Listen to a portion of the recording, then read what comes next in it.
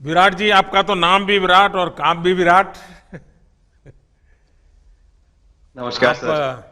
Dubai में से आज समय निकाला और वहाँ तो ये खेल आपका बड़ा तनावपूर्ण रहता है। उसमें भी आपने और अपनी भागदौड़ भरी जिंदगी में अभी जो फिटनेस रूटीन फॉलो करते हैं, मैं जरूर चाहूंगा, देश भी जानना चाहेगा, क्योंकि नौजवान आपको आपकी हर गतिविधि को देखता है, ये आपको कैसे मदद करता है। पहली बात तो बहुत बहुत धन्यवाद सर यहाँ पे हम सबको बुलाने के लिए। सब लोगों ने फिट इंडिया मूवमेंट के बारे में बात करी और इसके फायदे इसके लाभ हमको रोज अपनी डेली लाइफ में किसी ना किसी तरीके से दिखते हैं। सबने अपने एक्सपीरियंसेस बताए। मिलिंद जी ने भी बहुत अच्छी बातें रखी। बहुत इंस्पिरेशनल उनका भी काम रहा है, उनकी जर्नी रही है पिछले कुछ सालों में। मैंने भी बहुत ऑब्जर्व किया है। और मेरे खुद के एक्सपीरियंस में सर एक ट्रांजिशन एक्सपीरियंस करने को मिला मुझे कि जिस जिस पीढ़ी में हम खेलना शुरू हुए और जो उस समय खेल की हमारी डिमांड्स थी, वो बहुत तेजी से बदली एक समय के बाद। और मुझे ये एक्सपीरियंस हुआ कि जो एक हमारा सिस्टम बन चुका था, हमारा एक रूटीन बन चुका था, वो हमारे खेल के डिमांड्स के लिए सही नहीं था और उसे बदलना जरूरी था। क्योंकि हमारा खेल बहुत तेजी से आगे बढ़ रहा था और मुझे ऐसा महसूस हुआ कि हम कुछ फिटनेस के पॉइंट ऑफ व्यू से पीछे छूट जा रहे थे। हमारी स्किल में कभी कोई प्रॉब्लम नहीं थी। तो एक स्वामी जी ने भी बात रखी, आपने भी बात करी, मिलिंद जी ने भी पहले बताया। एक जो सेल्फ रियलाइजेशन की बात है कि आपको खुद से रियलाइज हो कि मुझे क्या बदलना है अपने अंदर। तो मुझे वो एक समय पे खुद भी एक्सपीरियंस हुआ कि नहीं, फिटनेस जो है वो प्रायोरिटी होनी चाहिए। और अगर मैं आपको ऑनेस्टली बताऊं तो पहले खेल को अच्छा करने के लिए फिटनेस मैंने शुरू करी, लेकिन आज अगर प्रैक्टिस मिस भी हो जाए तो मुझे इतना खराब नहीं लगता। लेकिन अगर फिटनेस सेशन मेरा मिस हो जाए या एक्टिविटी मिस हो जाए तो मुझे ज्यादा खराब लगता है। तो इसके फायदे जो हैं नहीं, सर वो सबसे पहले आपको ये जो नया मंत्र जगा, तो दिल्ली के छोले भटूरे का ही बहुत दुखता हुआ होगा।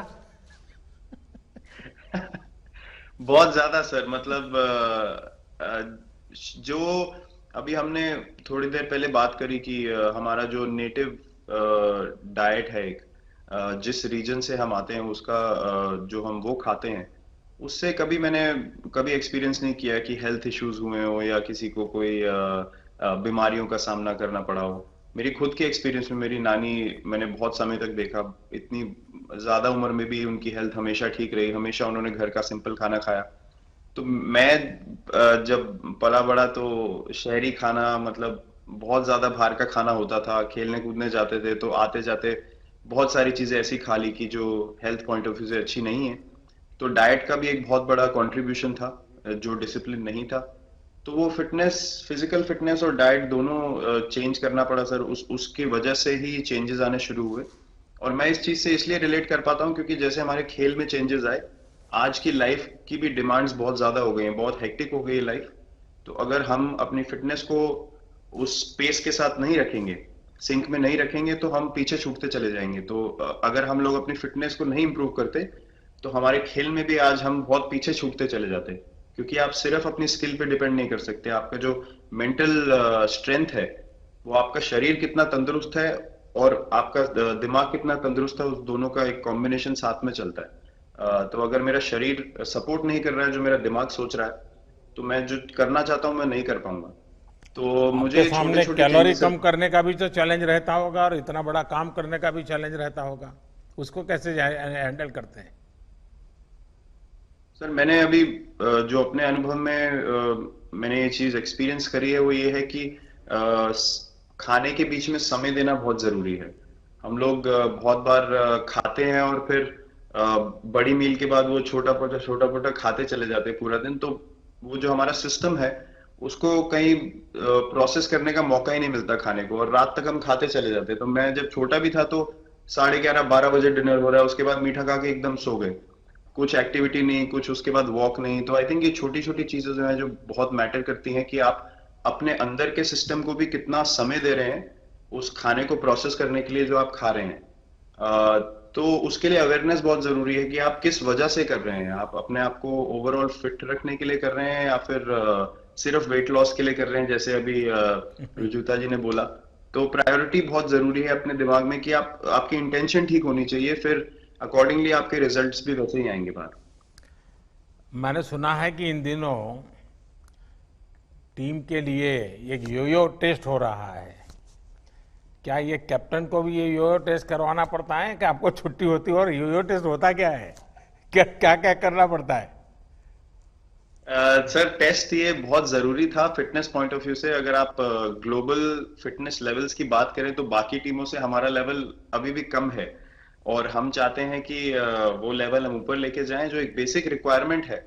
आज की डेट में हम लोग फोकस करते हैं कि जैसे T20 मैच हो गया या वनडे मैच हो गया, वो एक दिन में खत्म हो जाता है। लेकिन अगर हम टेस्ट मैच की बात करें जो 5 दिन आपको खेलना है, हर शाम को आपको वापस जाना है, अगले दिन फ्रेश आना है, तो उस पॉइंट ऑफ व्यू से ये फिटनेस जो स्टैंडर्ड था वो बहुत जरूरी था। और मैं सबसे पहले मैं ही जाके भागता हूँ, और ये कंडीशन है कि अगर मैं भी फेल हो जाऊंगा तो सिलेक्शन के लिए मैं भी अवेलेबल नहीं हूँ। तो आई थिंक ये सिस्टम और ये कल्चर सेट करना बहुत जरूरी होता है। और उससे क्या होता है सर, ओवरऑल एक जो फिटनेस लेवल है टीम का बढ़ेगा। जैसे टेस्ट क्रिकेट में हमारा बहुत बार होता है कि आप थके हुए हैं, तीसरे दिन आके आपको, जैसे हमारे फास्ट बॉलर्स हैं आज की डेट में, वो दुनिया में सबसे ऊपर है, तो उनको अगर दूसरे तीसरे चौथे दिन आके वो एफर्ट डालना है फील्ड पे, तो वो डाल सकते हैं। पहले क्या होता था, स्किल हमारे पास हमेशा से रही है, लेकिन शायद जो मैंने आपको बोला वो ट्रांजिशन मैंने जो एक्सपीरियंस किया, हम लोग वो जरूरी समय जो आता है जहाँ पे शरीर थक जाता है और टीम को आपकी जरूरत है, वहां पे परफॉर्मेंस जो है हमारी डिप हो जाती थी और दूसरी टीम जीत जाती थी। आज की डेट में हमारी फिटनेस की वजह से हम वो जरूरी समय में उस चीज को कैपिटलाइज कर पा रहे हैं और हमारे रिजल्ट्स उसी तरीके से आ रहे हैं। तो एक एक sir benchmark I think elite sports में होना जरूरी है, उससे एक फिटनेस विराट कल्चर जी, बना। मैं देख रहा हूं कि आपका टाइम मैनेजमेंट तो है ही है, लेकिन फिर भी आपकी एक्टिविटी इतनी नजर आती है ना, मैं भी कभी कभी फॉलो करता हूं। कभी थकान नहीं लगती क्या आपको? सर थकान, अगर मैं ऑनेस्टली आपको बोलूं, थकान हर किसी को होती है। अगर आप फिजिकल एफर्ट करेंगे तो थकान होगी, लेकिन अगर आपका लाइफस्टाइल अच्छा है, अगर आप खा अच्छा रहे हैं, अगर आप फिटनेस रेगुलरली कर रहे हैं, आपकी रिकवरी अच्छी है, तो आपकी स्लीप अच्छी है, स्लीप पैटर्न्स अच्छे हैं, तो आपकी रिकवरी तेज होगी। तो अगर मैं थक रहा हूं और 1 मिनट में मैं दोबारा रेडी हो जा रहा हूं, तो वो मेरा प्लस पॉइंट है। तो आई थिंक वो मैंने एक चीज एक्सपीरियंस करी जो बहुत जरूरी हो जाती है। आपका ओवरऑल लाइफस्टाइल कैसा है उसके ऊपर बहुत डिपेंड करता है। विराट जी, बहुत अच्छा लगा मुझे। और मैं आपको, अनुष्का जी को और आपके दोनों के परिवार को निकट भविष्य की शुभ घड़ी के लिए बहुत बहुत शुभकामनाएं देता हूं। धन्यवाद sir, thank you so much.